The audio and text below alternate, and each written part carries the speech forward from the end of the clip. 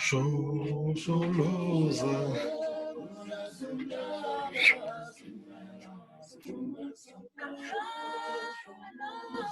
Shosholoza.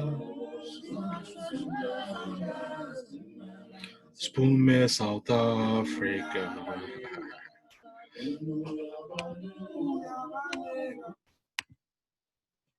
All right, folks, welcome back to this, our Intro to African History lecture series. It is I, your host, as always, Dr. Shengima Vima.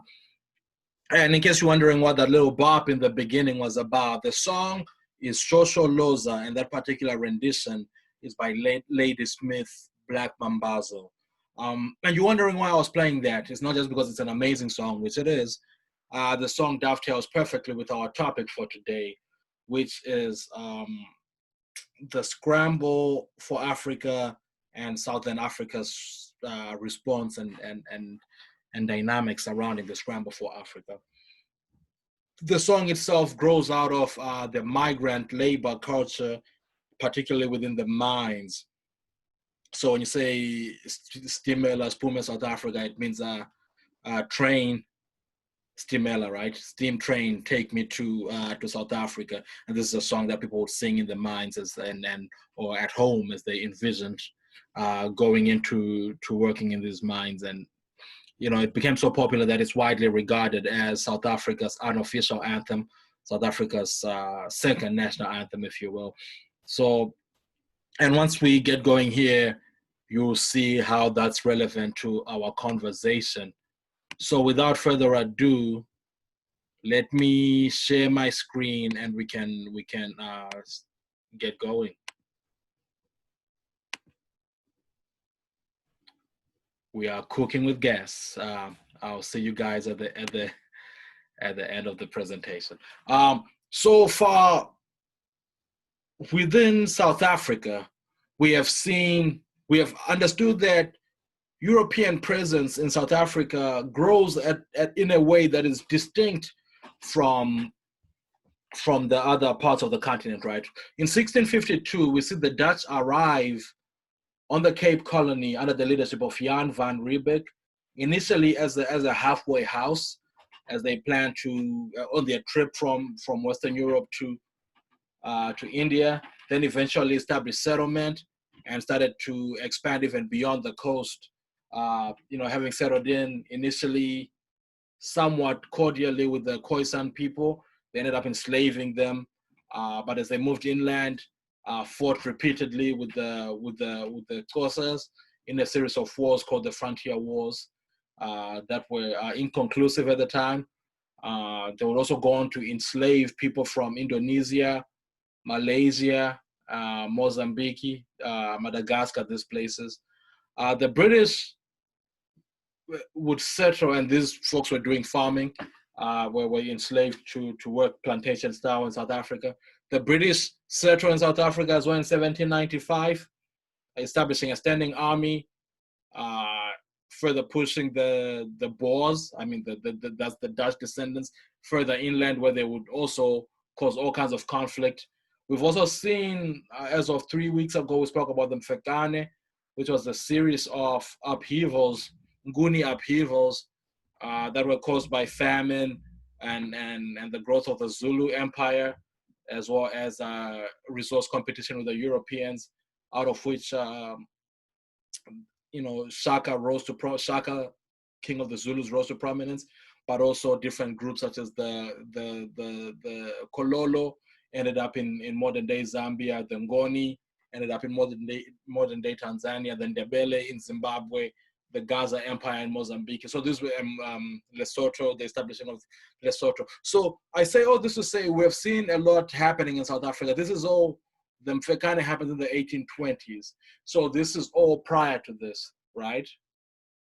But a seismic event would happen in the 1870s, particularly 1870, the year 1870, that would shift Southern Africa altogether and the continent at large. So let's get started with that. In 1870, that time period, those 2 years, 1869 to 1871, diamonds are discovered in Kimberley.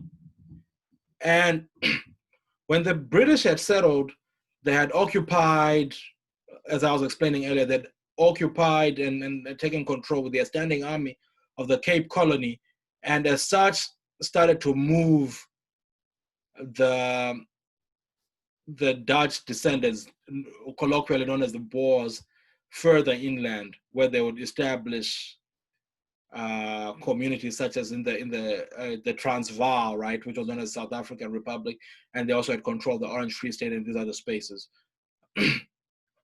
So that having been done, right? So when Kimberley was discovered, when diamonds were discovered in Kimberley in 1870, it was on territory claimed by the Boers, right? Because they had moved inland, the local Griqua people, the Tswana people, as well as the Kora people. So the last three are in native African groups, right? The British, however, were eager to get in on this action, okay? And so they convinced the Griqua leader, whose name was Waterboy, to seek their protection against the Boers. Now, the Griqua would have been eager to get protection because they've been in conflict with the Boers. That's who they've been interacting with. So the British would have looked benevolent and appealed to the Griqua people. So he appealed. The British Waterboy appeals for protection against the Boers, and he does this even ignoring the protest of the other African groups who spoke about the Kora and the Tswana people, right?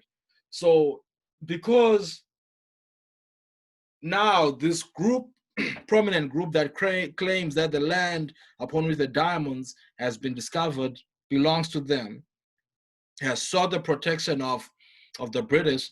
The British now emerge essentially in control of the diamonds, and with the benefit of technology and military might, the British are just dominant and they get to exploiting people, right? There's an influx of immigrants to this place. 30,000 people come from, not just from South Africa itself, from around South Africa. They come from Britain, from Australia, and as well as from other parts of Africa as well. And they settle in here. But the British immediately begin to oppress people, and the racialized structure begins to develop immediately, right? The Africans were the company that got to owning the mines as a monopoly was one owned by Cecil John Rhodes, who grow on to become a very important figure in our lecture going forward. Cecil John Rhodes, who was a British explorer, colonizer, right, colonialist, and that is him pictured in this image here, in which this is based on his desire to conquer Africa from Cape to Cairo, as he would describe it, Cape to Cairo, and so that's him standing as a colossus over the continent. That was his ambition as a colonialist. So, but in any case, he gets his start here by buying out the competition and emerging as the monopoly owner of the Kimberley diamond mines, right? And the Africans were essentially just manual laborers. The Africans were just manual laborers from the beginning, with the British, establishing themselves by way of technology, and the Boers, sort of sitting back after having been, sort of feeding off of the gains of whiteness, even though they have conflict with the British. But the black people were oppressed, and they worked the mines. That's what they did, right? Because there was a monopoly, there was no competition that could provide the manual laborers better conditions. So you had to work for what you had to work for. Furthermore, this, in addition to developing this idea of migrant labor, this is also how many groups, particularly the Native African groups, were introduced to cash economy. Prior to that, things had been, through trade and barter and these things, but it was at that point that people started getting paid money. A lot of people, right? Some people had been dealing with this for a long time, but a lot of other groups, they dealt with money for the first time then. Another result of the first phase of the mineral revolution with the discovery of diamonds at Kimberley was the increase in black and white conflict in the region. The root of it, as we have seen already, was the oppression of black workers in the mines.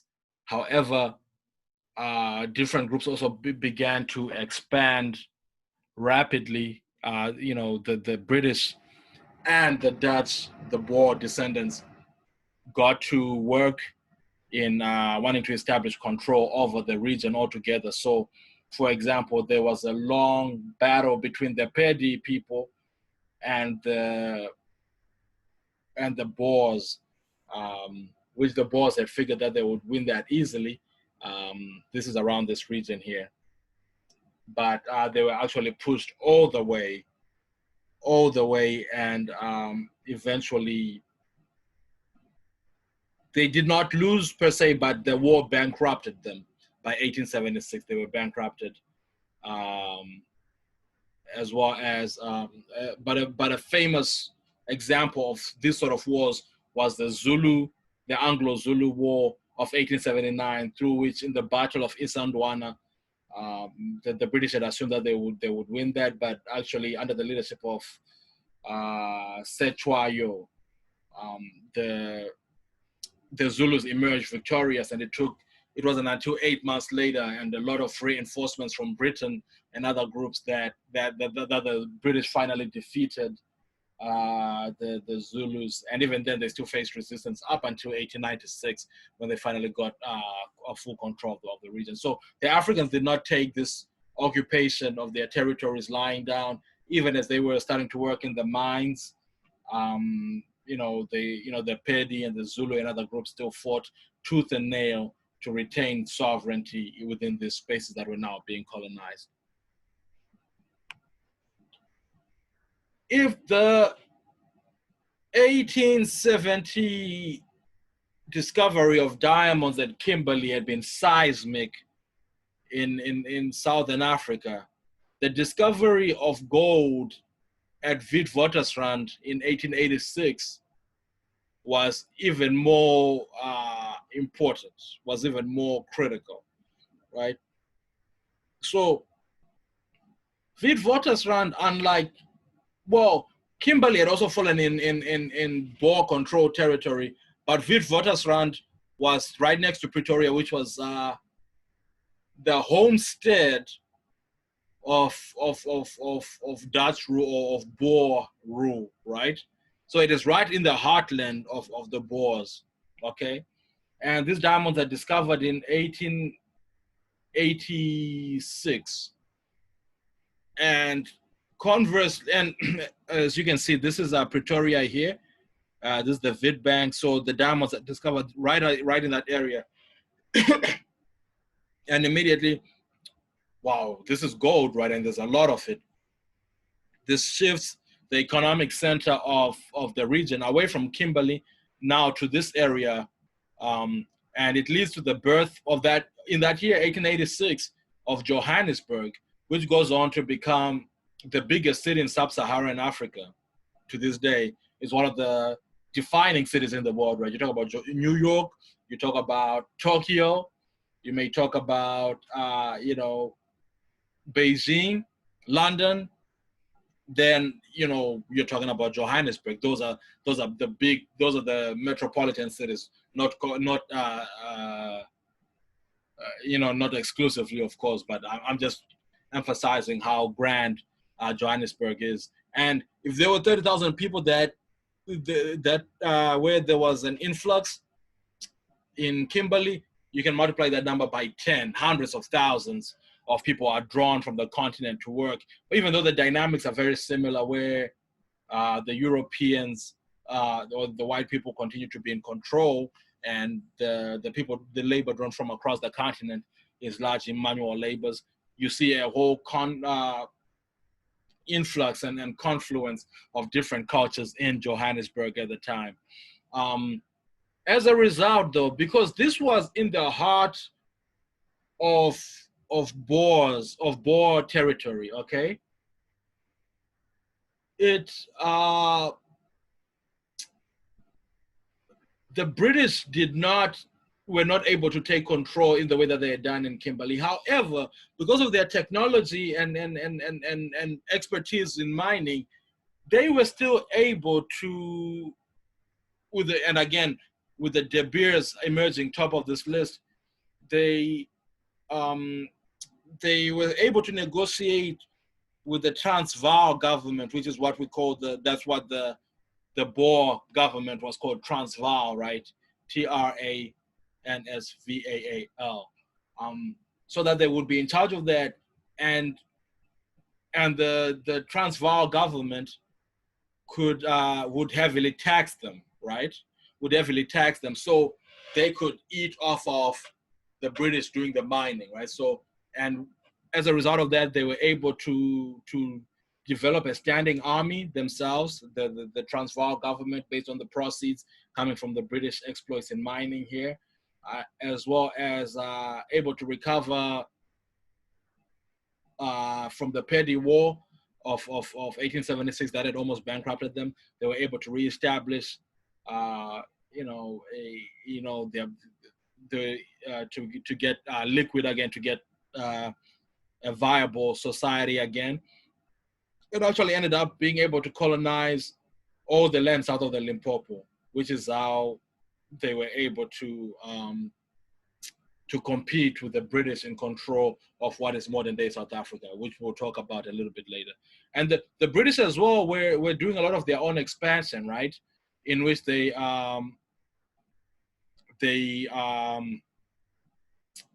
among many other things, what they did was they ethnically cleansed the ethnic Tswana people of the region they were in, and among the many things, a lot of times we tell the stories as if there was conflict, but actually the British, they were not even being fought by the ethnic Tswanas. They actually sought them out, right? They sought them out and butchered them, including one of the things that they did was the leader of the Tswana people, Kosi Luka Janchi, died in a final shootout with the British, and his body was mutilated for colonial souvenirs while his people were ethnically cleansed, right? And their land was confiscated for sale to white settlers. And there's several thousand survivors of the ethnic cleansing were transported to the Southwestern Cape to serve as indentured laborers. So very brutal end to the ethnic Tswana. And now this is, by now, as you all know, this is about the time that the Berlin Conference has happened. So the territory belongs to the British, quote unquote, and they're expanding accordingly. It's very interesting to think about the Dutch in this conversation as well, because the Boers were not they were Dutch descendants, right? But they were also doing their own thing. That's why you see a lot of conflict here between the British settlers and the Dutch in South Africa, because the Boer community, even though they were Dutch descendants, they were not acting on behalf of the Dutch government anymore at this point. They had become their own group, so which flies in face of. So it may look like the European conflict here between the Dutch and the British flies in the face of the General Act of the Berlin Conference, but we must remember that these were not Dutch people in understanding, as we understand them, to be representative of the Dutch nation, but they were just Dutch in descent, if that makes sense. In any case, so that's a little bit about South Africa and the way it developed. The British were also, they were not stopping there, right? With Cecil John Rhodes and this idea of expanding from Cape to Cairo, and also realizing how mineral rich the region was, they were not going to stop at all after South Africa. So The next logical place is a little bit to the north, and that is in modern day Zimbabwe, right? Modern day Zimbabwe.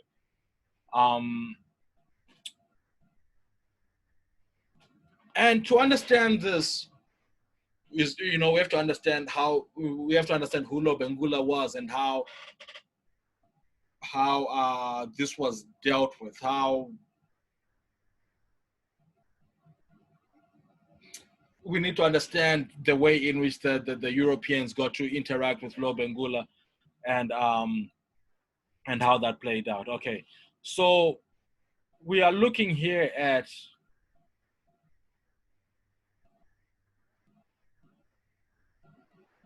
okay.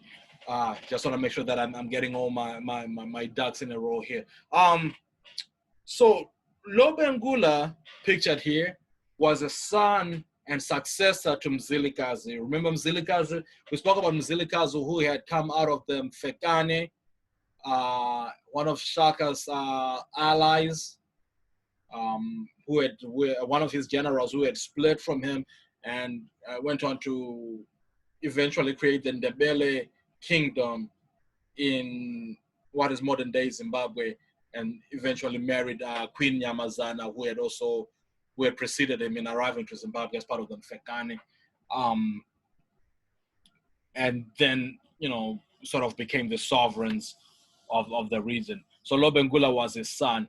Now Lobengula had established a relationship. So Lobengula took over power in 1870 when his father Mzilikazi died. And he had established relationships with different British settlers who had settled in their midst. Among them was Reverend Charles Helm, who we have spoken about in the lecture about the missionaries, who had become a confidant of Lobengula. Another person he had gotten well acquainted with was John Moffat, right? John Moffat, whose father had been acquainted with Mzilikazi. Their fathers had been friends, so he had trusted him. So in 1887, Paul Kruger, who was the prime minister, if you will, of Transvaal in South Africa, the Boer community in South Africa, tried to expand relationships with Lobengula by sending an emissary to establish a relationship with Lobengula. As you know, part of it was their own intent to expand, but particularly because they knew that they were now in this sort of cold conflict with the British, and they wanted to make sure that the British did not get to Zimbabwe, or, you know, modern day Zimbabwe, before they did. So Rhodes, realizing this, had to undercut that in this colonial race against the Boers. So he sent John Moffat, who we spoke about, whose dad had been friends with Lobengula, you know, knowing that he trusted him. And based on that, they signed what was called the Moffat Treaty. This was in 1888 or 89. The Moffat Treaty, which meant that using the relationships that he had built to say, don't sign any more deals with the Boers. If you're going to sign with any Europeans, it's going to be the British. That was the first step. The next step was what was known as the Rod Concession. And this is where Reverend Charles Helm steps in as well.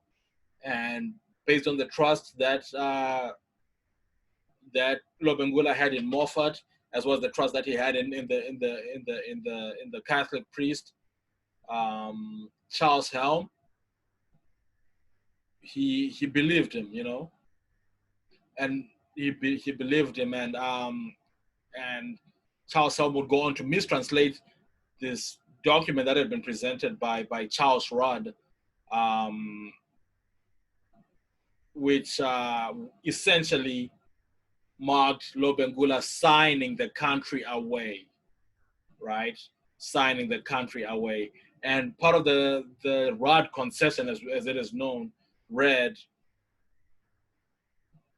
I, Lobengula, king of Matabeleland, Mashonaland, and other adjoining territories, in exercise of my sovereign powers, and in the presence and with the consent of my council of Indunas, do hereby grant and assign unto said grantees, their heirs, representatives, and assigns, jointly and severally, the complete and exclusive charge over all metals and minerals situated and contained in my kingdoms, principalities and dominion, together with full power to do all things that they may deem necessary to win and procure the same, and to hold, collect, and enjoy the profits and revenues.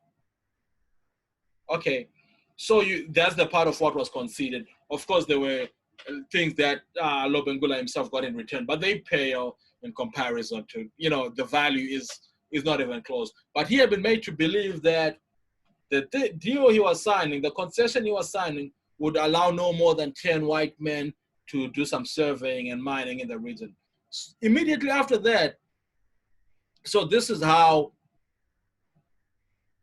the country, and bear in mind that a lot of those territories that he signs off were not territories that were directly under his control. So Mashonaland and all these other places, yes, the Ndebele king was the most prominent king within that region, but a lot of the territory that he signed off was not actually under his control, if it makes sense. The British speculatively ended up colonizing the entire Zimbabwean plateau on the basis of this, even areas that were not under the king's control. In any case, so Zimbabwe gets colonized by the British South African Company, which was founded by Cecil John Rhodes in the mode of the Dutch East Indies Company and other companies that were founded before. If you watch our lecture on the Scramble for Africa, we spoke about the 4 types of rule, and one of them was company rule, and this is one of them. So after that, Lobengula sees that this is not what he signed off on, and tried his best diplomatically to resolve the issue, writing letters to the Queen of England, among other things, which led to a series of uprisings, including the 1893 Anglo-Ndebele War, and most famously, the 1896-97 Shona-Ndebele uprisings. They call the Shona-Ndebele uprisings based on the colloquial names for the 2 main ethnic groups in Zimbabwe, the Ndebele being, of course, the group led by Lobengula, then the Shona people, a collective of different sub-ethnic groups, which include the Karanga, the Zulu, Manyika, that rose up sometimes in concert with each other, but more often separately to fight back against the colonialism. And this became known as the first Chimurenga, that's in Shona, or Umvukela, that's in Ndebele, Umvukela, the first Umvukela or the first Chimurenga. And even though this fighting here was spirited, used spirited in a double entendre way, because they fought with spirit, but it was also spirit-led with leaders such as Nehanda Mukwati, Kaguvi, who are spirit mediums, Mlugulu, Mpochwana, being the leaders of these movements, right? At least spiritual leaders of these movements, with the likes of Kaguvi and Nehanda famously executed by the British Nehanda in 1898 for their role in leading these insurrections. So this was the first. As we talk further, you'll see that there was a second Chimurenga, which ultimately led to independence from colonialism, and this would happen in the 1960s, 1970s. But this was the first Chimurenga, and this resistance, although short-lived and ill-fated, would continue to define the character of the Zimbabwean nation to this day. Okay, so the British also annexed other territories in the region, including Bechuana land, right, which is modern-day Botswana. One of the other ones was Barotse land, which we have spoken about before. It was the territory of the Lozi kingdom.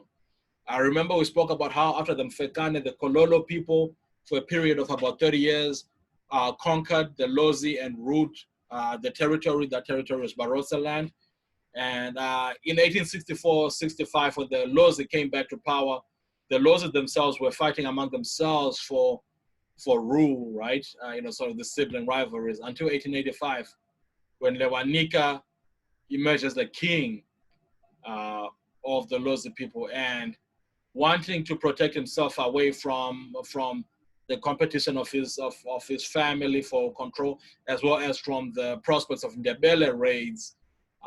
He sought the protection of the British, which then meant they became a British protectorate. And this is something that Bechuanaland, modern-day Botswana, had done before him, and Nyasaland as well, modern-day Malawi, would do as well. So these were not colonies as we understand them to have colonized Zimbabwe, for example. These were protectorates, right? Which is, it's splitting hairs. You're still a colony. You're still under the control of the British. It's just that on paper, you had more agency in facilitating that by seeking their protection from the perceived tyranny or attacks of your neighbors or of the Boers in some cases.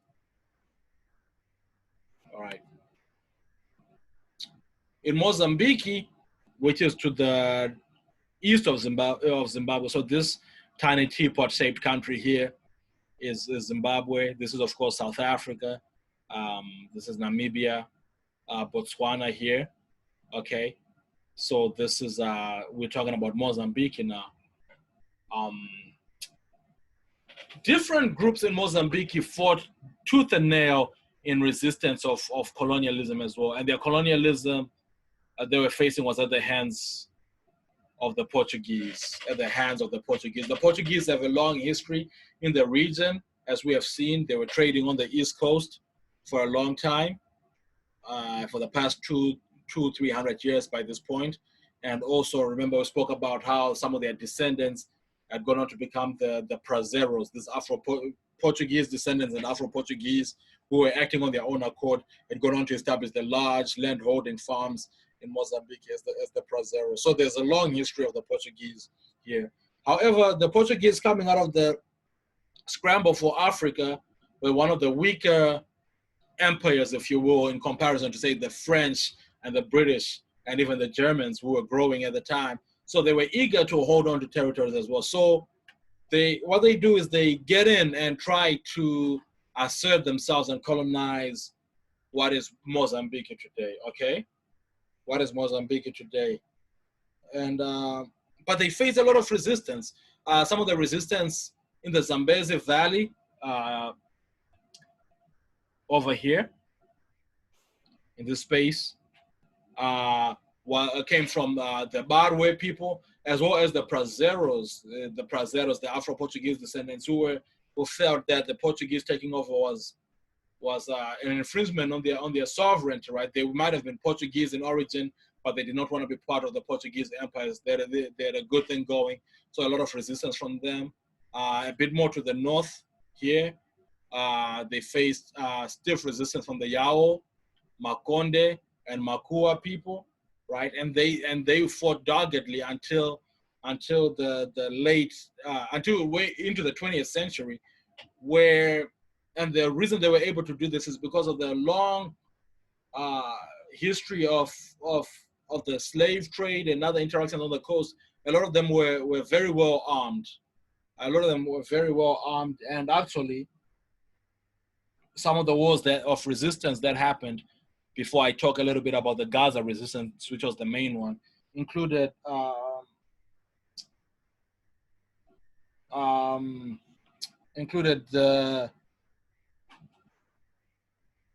so there were thousands. Just untangling my thoughts here. They fought doggedly with thousands of men who were well armed for a long time. But what the Portuguese did, as they often do, was one, to exploit existing tensions, so as to split these different groups apart, right? So to turn them against each other. So, for example, in the late 1880s, they exploited these ancient rivalries to turn the Prazeros against each other, right? Using a 12,000 strong Prazo army against a rival Prazo, right? In 1901, the Portuguese used 6,000 Ngoni mercenaries, right? That's some of the Gaza people, against the Prazo in North Tete. So you get these things. And they could not actually defeat the Yao, who were only overcome when the Portuguese banned the sale of arms to Africans in 1912. That's when they finally defeated them.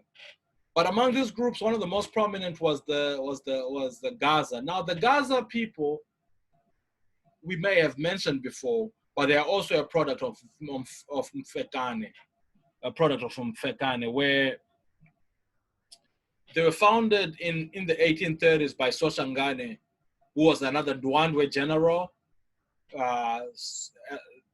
as was Zwangendaba, who would go on to found the Jerengoni people in Tanzania. They were both Ndwandwe generals, and he had also fled from Zululand after his defeat at the hands of Shaka during the Mfekane.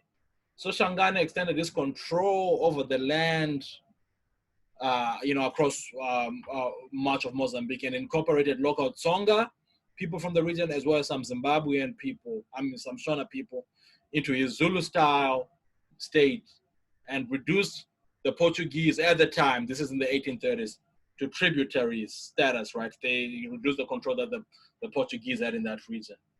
The empire itself, however, was in decline in 1880, as many empires we have seen were at that time of the Berlin Conference. Ngungunyane, who was now the leader after the demise of Soshangane due to old age, so his territory reduced as the Prazos grew and grew. They took more and more territory from the Gaza Empire, so his territory was shrinking. And also his Indunas, his young men who would fight and help grow the empire, were drastically reduced due to the discovery of the mines in South Africa, right? We spoke about migrant labor. A lot of the migrant labor came from places such as Mozambique. So eventually, fearing that he was losing grip of the state, he sought an alliance with the British.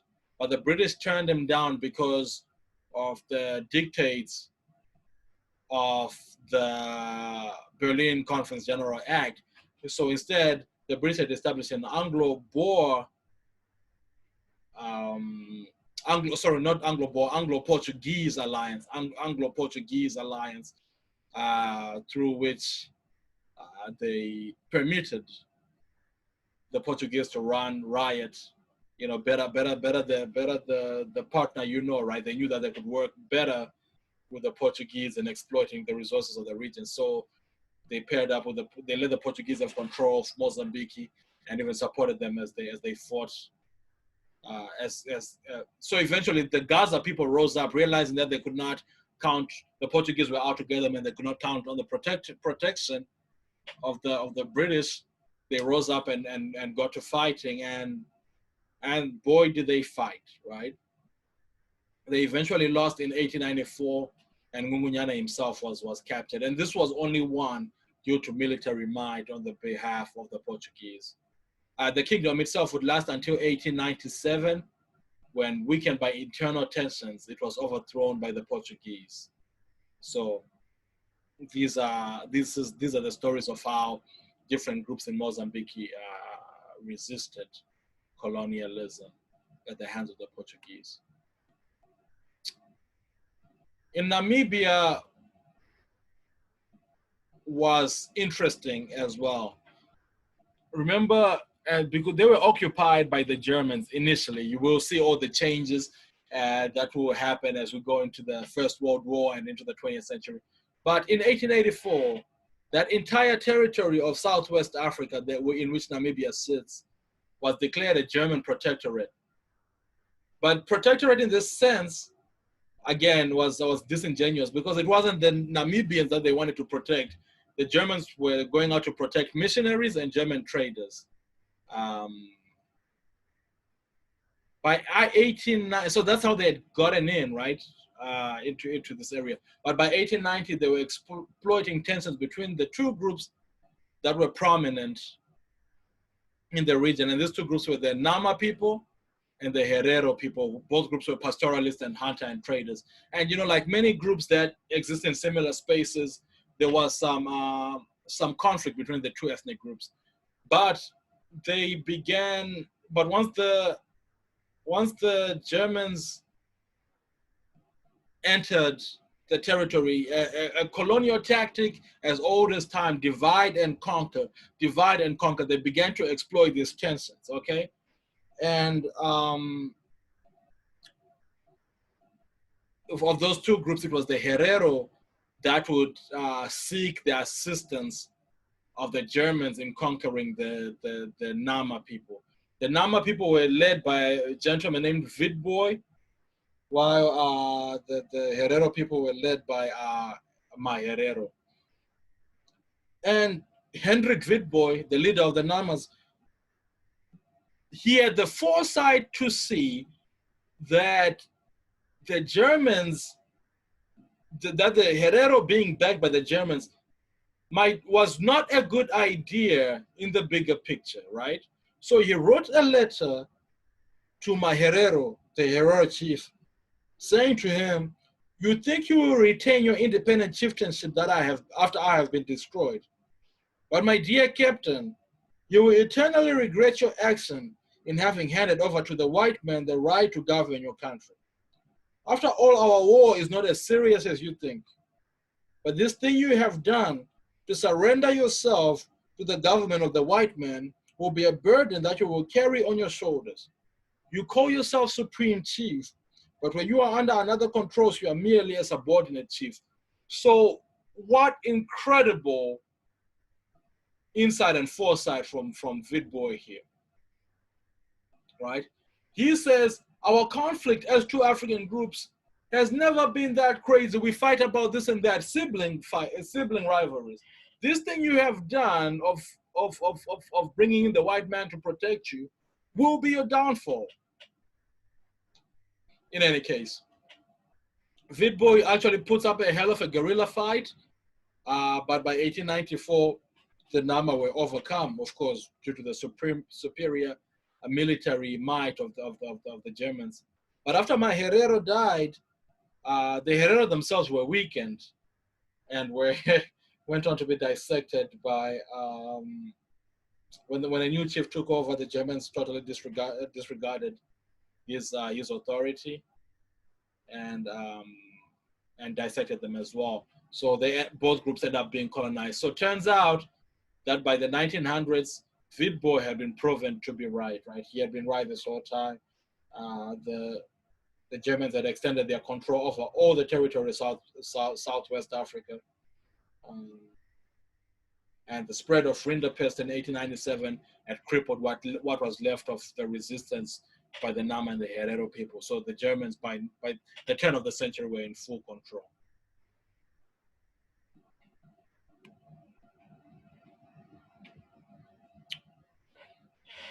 Between 1899 and 1902, a war was fought which grew to be known as the South African War. For a long time was regarded as the Anglo-Boer War. Anglo for the English, Boer for the Dutch descendants communities, right? So let's explain again. While Gauteng, right? Gauteng is the name of the province now, which translates to place of gold, the name of the province that Pretoria, Johannesburg, and Witwatersrand are a part of, right? Which is around here, where it is essentially where the diamonds, not the diamonds, place of gold, it's where the gold mining is happening. While it was in the heart of the Boer state, Transvaal, yeah, much of the mining remained in the hands of the Uitlanders, which translates to outsiders in Dutch. Mostly British people, again, Cecil John Ross and the likes. Now, Paul Kruger, the Prime Minister of Transvaal, hated this, right? Was very, very skeptical of this. And so he would heavily tax them to support his rural base and grow Transvaal, as we've described earlier, right? Okay? So this is happening. However, and even then, they're still very skeptical.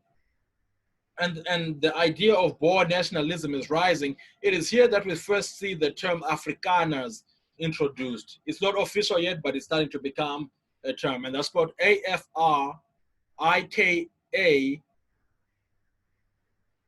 NERS, Afrikaners, which is to talk about, that is the term used for the ethnic group that are the Dutch descendants of South Africa, Afrikaners, and their language is Afrikaans, AFRIKAANS.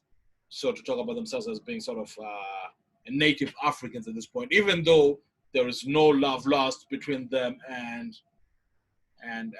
the indigenous African groups. They're just doing that to distinguish themselves from this colonialist, if you will, quote unquote colonialist. So there are these tensions, right? There are these tensions, and eventually,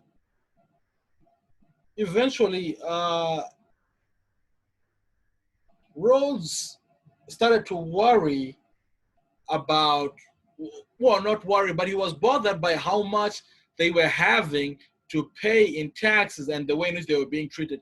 So he attempts an uprising, right? By now, Rhodes is the prime minister of the Cape Colony. So Paul Kruger is prime here, and Rhodes by now is the prime minister of the Cape Colony, okay? And he comes up with this plan to overthrow the Transvaal government and occupy occupy the Transvaal as the British, right? So he sent in he rallied the miners, the Witlanders, and sent the British South African colony police, even from Rhodesia, right, from these other spaces as well, to support the Witlanders. And but this failed. You know, because the Transvaal and the Orange Free State, both where Boer people lived, formed an alliance and rebuffed the British aggression, right? And as a result of that failure, of that failed attempt, Rhodes had to resign from office as prime minister, and the suspicions of the Kruger administration were just all the more validated. So tensions, 1895 has been a bust, but tensions continue to falter, right? And the British continue to send more and more people, in the next 2 or 3 years to the region, right? People coming from Britain to settle in this region. The troops, you know, some of them are trained military people, and the British are demanding that Kruger introduce reform that would favor the mining industry, the British mining industry, so that they'll be taxed less and make it more profitable. So, but Kruger notices this, right? And knows that something is about to happen. If you won't give in, and the numbers of the British people are increasing in the Cape Colony, he knows something is afoot. So he decides to be attacked preemptively in 1899. So he attacks preemptively in 1899. And actually, because they attacked first, they are able to inflict some defeats on the British initially. But eventually, you know, Kruger himself had fled into exile to Europe, but his generals continued the fight, and then they fought well initially, but the British were able to sustain themselves through a scorched earth policy, right? Just, you know, tearing up the country, and got more and more support from Britain. More people came from Britain, as well as other militants from the other protectorates, as well as far out as Nyasaland, including also, and bear in mind that different African groups had been treated terribly by the Boers over the past few centuries, so they were also eager to fight on behalf of the British in that way. So the British eventually, by 1902, so the first war was in 1999 to 1902. Then there was a second Boer War that finally ended in 1910, at which point the Union of South Africa was formed. So this is important. talk about. When we talk about the Union of South Africa, it was the Union. Well, let me not get ahead of myself. Let's talk about the fact that this was essentially a white man's war, right? It was the British fighting against the Dutch descendants who call themselves the Boers and would go on to call themselves the Afrikaners, right? However, even though it was built that way as the white man's war, the Africans were very, very much involved in the war in several ways, right? They suffered from the scorched earth tactics, and hold on, let me back up a little bit. I think this is important to talk about. As the British won the war, they treated the defeated Boers terribly. They treated the defeated Boers terribly, including confining, in addition to the scorched earth tactics, they confined thousands of women and children to concentration camps, right, where thousands of them died, and the Afrikaners, the Boers, the Afrikaners never forgot this, right? And that would go on to be a driving force for Afrikaner nationalism as the 20th century progressed. They never forgot how terribly they had been treated by the British, even as the Union of South Africa was eventually formed. So while this was built as a white man's war, Africans were involved in several ways. Many of them died in the concentration camps as well. They were employed as support personnel to the British armies, serving as laborers, wagon drivers, messengers. They also grew much of the food that supplied both armies. Some even took up arms, in particular in support of the British cause, because they felt that the British were better, quote unquote, than the Boers, who they had been in conflict with for years. So they believed that a British victory would ensure that black people would generally be treated fairly. All that would go to hell in 1910 when the Anglo-Boer War, the South African War, came to an end, and the Union of South Africa was formed. The Union of South Africa, you would think that this is the country that would unify, both spaces here and form one country. And in a sense, it did. That is when South Africa begins to exist in 1910. However, it was the union of the Boers and the British. They became citizens of this Union of South Africa. The black people in South Africa, the Khoisan who had been there for thousands of years, the Nguni people and the different groups that had been there for hundreds and thousands of years, they were not included in this number. They were not citizens of South Africa, right? The white people were the citizens of South Africa. The black people were not citizens of South Africa.